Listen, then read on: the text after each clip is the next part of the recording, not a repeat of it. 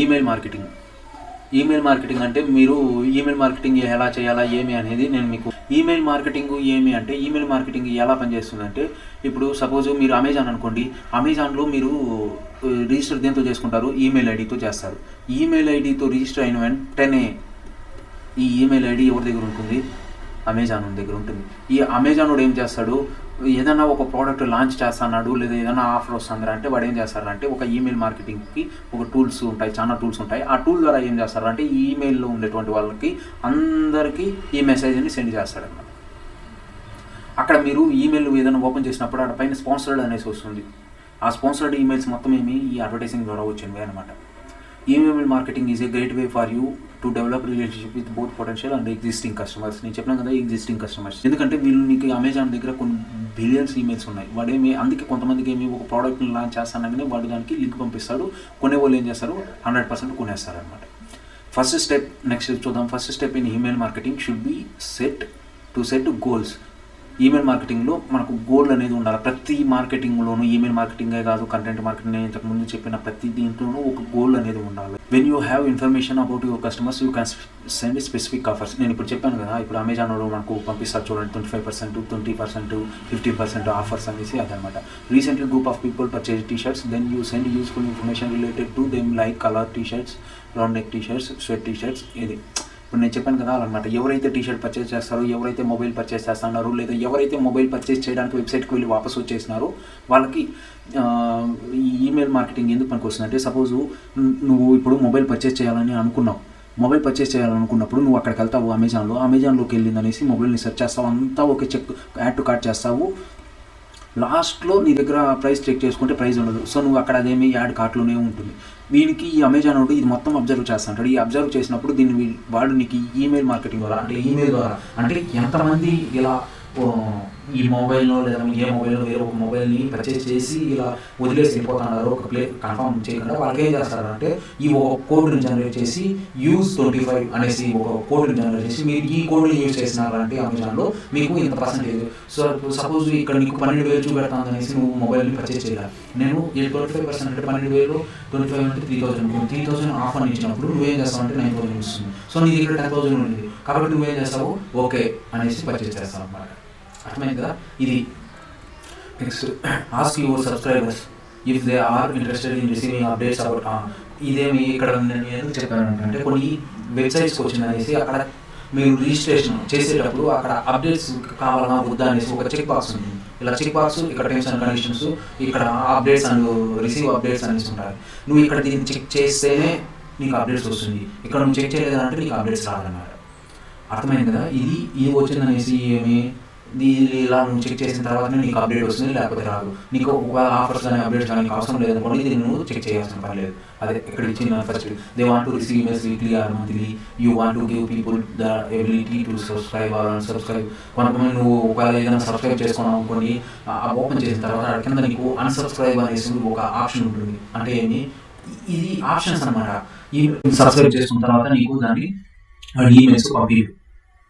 ఇవి options email marketing లో ప్రతి ఒక్క కంపెనీ మీకు ఈ ఈమెయిల్ ఆప్షన్ అనేది కంపల్సరీ పెడుతుంది. మీకు ఒక నేను చెప్పేది మీకు డౌట్ అనిపించిందంటే మీకు స్పాన్సర్డ్ అనేసి ఉంటుంది కదా, ఆ స్పాన్సర్డ్ దీంట్లో కింద పోయింది అనేసి ఒకసారి చూడండి, మీకు అర్థమవుతుంది. Record what you learn in your email contact database for future email companies. Start building your email database by adding customer data. నీ దగ్గర ఉన్నటువంటి ఈమెయిల్ కాంటాక్ట్, ఇప్పుడు అమెజాన్ దగ్గర ఎంత ఈమెయిల్స్ ఉంటాయో దాని ఒక సపరేట్ డేటాబేస్ గా ఒక ఎక్సెల్ షీట్ లో ఎక్కడ ఒక చోట వేసుకోండి. అండ్ ఎందుకంటే మళ్ళీ కంపెనీస్ రిలీజ్ చేయడానికి many email marketing services are a personalization feature that places relevant content into an email template based on a personal interest. అదే కొన్ని టూల్స్ ఉన్నాయి, ఆ టూల్స్ యూజ్ చేసి ఆ పర్సనల్ ఇంట్రెస్ట్, ఆ పర్సనల్ ఎలక్ట్రానిక్స్ లేదా బైక్సా లేదా వేరే హోమ్ ఫర్నిచరా లేదా కిచెన్ ఐటమ్సా ఇలా అనమాట. వాళ్ళ ఇంట్రెస్ట్ పట్టింది అనేసి దానికి తగినటువంటి టెంప్లెట్స్, దానికి తగినటువంటి మ్యాటర్ ఉంటాయి అనమాట. దాన్ని యూజ్ చేసింది అనేసి మనము సెండ్ చేయొచ్చు. By making your content entertaining and useful, your subscribers will enjoy and appreciate videos.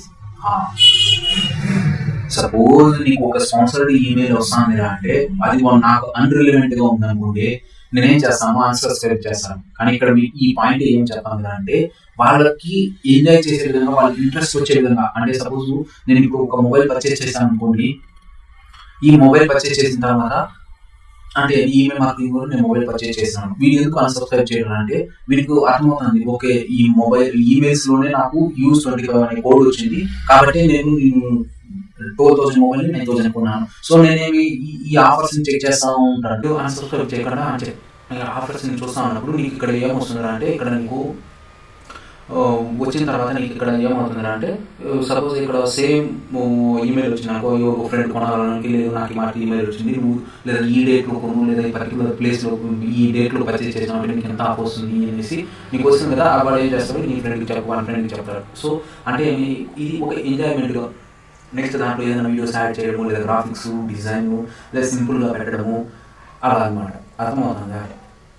Content అనేది ఒక యూస్ఫుల్గా ఉండే విధంగా ఉండాలి, బోరింగ్గా ఉండకూడదు. ఈమెయిల్ మార్కెటింగ్లో కూడా ఏంది ఎప్పుడు ఈ 24 hours పంపిస్తుంటారు మనకి యూస్లెస్ అనేసి దాన్ని అన్సబ్స్క్రైబ్ చేయకూడదు. సబ్స్క్రైబరు ఎవరైతే నేను ఈమెయిల్ అలర్ట్స్ పెట్టుకున్నారో వాళ్ళకి ఎంగేజ్మెంట్ ఉండే విధంగా చూడాలా అనేసి దానికి అర్థం అనమాట. Email marketing crafting everyone first see 2 things. One is your business name and another one is subject line. అంటే ఏమి మనం ఈమెయిల్ మార్కెటింగ్ చేసేటప్పుడు ఇక్కడ బిజినెస్ నేమ్ ఉంటుంది, నెక్స్ట్ వచ్చింది అనేసి సబ్జెక్ట్ అనమాట. అంటే ఏమి మనం ఈమెయిల్ ఓపెన్ చేసే ముందు అక్కడ మనకు సబ్జెక్ట్ ఉంటుంది, నెక్స్ట్ ఏముంటుంది ఈమెయిల్ హెడ్లైన్ ఉంటుంది. ఈమెయిల్ హెడ్లైన్ ఉంటుంది అనమాట. అర్థమవుతుందా? దీన్నంతా ఏమేమి అనేది దాని గురించి చెప్పాడు. ఇక్కడ బిజినెస్ నేమ్ అనేది కంపల్సరీ ఉండాలి, ఏమి సబ్జెక్ట్ అంటే ఏమి అనేది, next subject line keep in short ideally below 10 words. Subject line అనేది మనకు ఒక 10 words కంటే తక్కువలో ఉండే విధంగా, ఫ్లాట్ 25% ఆన్ సామ్సంగ్ మొబైల్ అంతే, ఎక్కువగా రాకుండా అలా అనమాట. Discount on 25%, discount on 10,000 and above purchase అలా అనమాట. Next subject line keep in short ideally below 10 words. Next most relevant and valuable. ఇప్పుడు మోస్ట్ రిలవెంట్ అంటే ఇక్కడ నువ్వు టీ-షర్ట్ అనేసి నువ్వు పెట్టేసిందని నువ్వు అక్కడ ఎలక్ట్రానిక్స్ లింక్ ఇచ్చేది అలా కాకుండా, షర్ట్ అంటే పర్టికులర్ నువ్వు ఏ షర్ట్కి అయితే ఇస్తానవో లేదా ఏ మొబైల్కి అయితే నువ్వు ఆఫర్ ఇస్తానవో అదే మొబైల్ ఉండాలా. అలా కాకుండా నువ్వు ఇప్పుడు మొబైల్ అనేసి యాపిల్ ఇక్కడ సామ్సంగ్ మొబైల్ అనుకోని నువ్వు 25% ఇచ్చిందని నువ్వు దాన్ని ఎత్తుకోపోయిందని యాపిల్లో కన్వర్ట్ చేయకూడదు. యాపిల్లో ఇచ్చేసి ఇక్కడ ఈ డిస్కౌంట్ పని చేయదు అనకూడదు. అర్థమవుతుంది కదా? రిలవెంట్గా ఉండాలి, వాల్యుబుల్గా ఉండాలి. Next paragraph should be short 1 to 3 sentences. ఈమెయిల్లో ఎక్కువ 600 500 కాకుండా ఒక 100% లోపు, ఒక 100% లోపు ఉండేటట్టు చూసుకోండి. 100 words లోపు, 100 words లోపు ఒక పారాగ్రాఫ్ అంటే 3 sentences 4 sentences దానికంటే పైన లేకుండా చూసుకోండి. Links in your email should include calls to action. అంటే దాన్ని పర్చేస్ చేయాలన్నా లేదా నీకు కాల్ చేయాలన్నా లేదా ల్యాండింగ్ పేజ్కి పోవాలన్నా ఏమి అనేది కరెక్ట్గా ఉండాలి. Encourage recipients to click through to offers on your website. అదే నేను చెప్పాను కదా, ఇది example congrats you get 75% off on shorts. ఇది అనమాట దానికి meaning. Encourage bottom of the email that allow recipients to unsubscribe. ఇది లాస్ట్లో నేను చెప్పాను కదా, ఎవరికైతే ఇంట్రెస్ట్ లేదో వాళ్ళకి అన్సబ్స్క్రైబ్ చేసుకొని నెక్స్ట్ ఈమెయిల్ ప్రిఫరెన్సెస్ చేసుకొని అప్డేట్ దర్ కాంటాక్ట్ ఇన్ఫర్మేషన్ లేదా ఈమెయిల్ అలాంటివి ఏదైనా చేంజ్ చేయాలనుకోండి వానికి ఆప్షన్స్ పెట్టాలి. ఇవి అంతా ఏమి, ఇది ఒక డ్రాఫ్ట్ లాగా అనమాట. నేను ఇప్పుడు మీకు చెప్తా ఉండేది ఏమంటే ఇవంతా ఉండేటట్టు చూసుకోండి. ఇక్కడ ఎగ్జాంపుల్ అనుకోండి, జిఎస్ ఫ్యాషన్ అనేది ఏమి హెడ్లైన్, దాంట్లో సబ్జెక్ట్ లైన్ ఏముంది, ఇది బిజినెస్ నేమ్. సబ్జెక్ట్ లైన్ ఏముంది, congrats you get 75% off on shirts. అంటే షర్ట్స్ మీద 75% ఆఫ్ ఉంది, పర్చేస్ చేసుకో అనేసి. మళ్ళీ దాని కింద వాడు మీ ఈమెయిల్ క్లిక్ చేసిన తర్వాత నువ్వు మళ్ళీ ఓకే మళ్ళీ దాని డీటెయిల్స్ దామంతా ఇస్తావు. అక్కడ మళ్ళీ కాల్ టు యాక్షన్ ఏదో ల్యాండింగ్ పేజ్ పోవడానికి, ఆ షర్ట్ ఉండేటువంటి లింక్ పోవడానికి లింక్ ఇస్తావు అనమాట. అర్థమైంది కదా?